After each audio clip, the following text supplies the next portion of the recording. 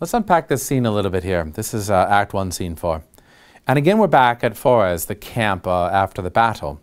And Duncan asks his son Malcolm, have you killed the Thane of Cawdor, the rebel Thane who's caused this civil war? And Malcolm says something very interesting about Cawdor. He says that Cawdor, very frankly, he confessed his treasons, implored your highness's pardon, and set forth a deep repentance. Nothing in his life became him like the leaving it. He died as one that had been studied in his death to throw away the dearest thing he owed as 'twere a careless trifle.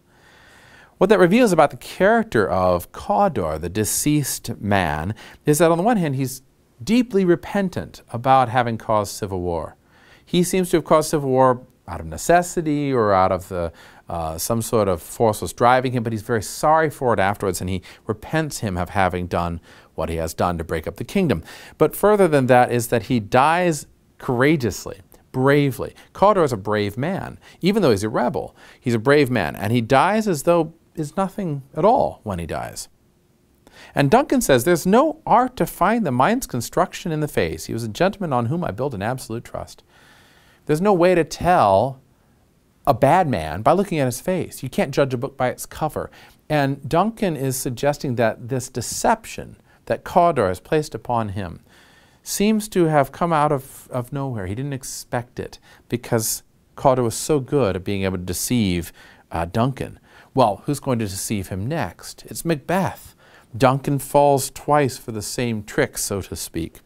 And in this scene, Macbeth then comes into the palace and he hears all these great praises, right, that Duncan heaps on him.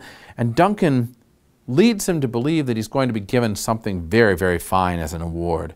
He says, only I have left to say more as thy due than more than all can pay. You've done such a great job as a soldier, I can't repay you.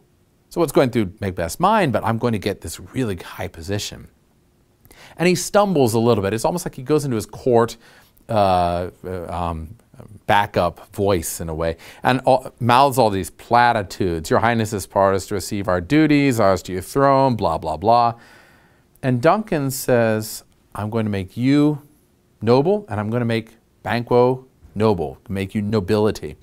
But then he says this, he says, I'm going to establish my estate upon, and notice the text, there's an end line there. The line ends and there's almost like a cliffhanger. Who's he going to establish it upon? Macbeth?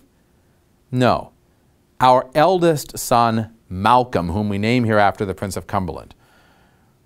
So Macbeth doesn't get the award he thought was coming to him. Even if it was an irrational thought, Macbeth thought he was going to get the award of Prince of Cumberland. He was going to be made the heir to the throne. Naturally, he should be. Malcolm has not participated as well in the battle.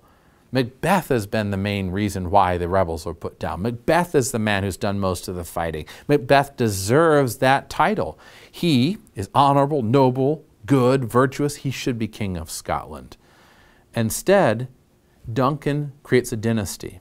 He establishes the throne upon his son, even though his son hasn't done much.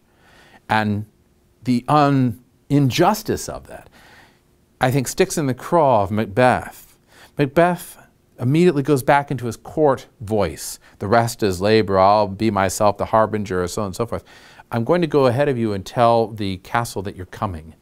And he puts on smiles, and he bows, and he scrapes, and he begins to leave, and then we get the aside, which is sort of like, if you can imagine modern cinema, the camera focuses solely on Macbeth, and everybody else drops into the background. So in the foreground, Macbeth says, I will fall down on this step of the Prince of Cumberland, or I have to overleap that step, one or the other.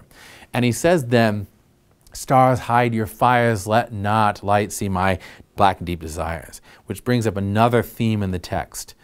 Dark and light imagery throughout the text come up over and over again, and we see the extinguishing of lights, the extinguishing of the natural lights of stars and sun and moon.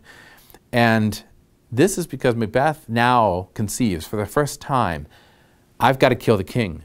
And I probably have to kill Malcolm too, if I'm going to be king myself. And I should be king, I deserve to be king. If I'm going to be king, I've got to kill a few people.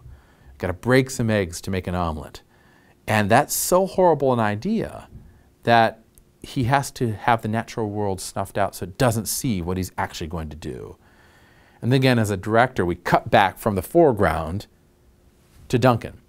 And Duncan, who's making jokes, right? Banquo, you know, Macbeth is a banquet to me. Ha, ha, ha, ha, ha. Everybody laughs because he's the king, of course.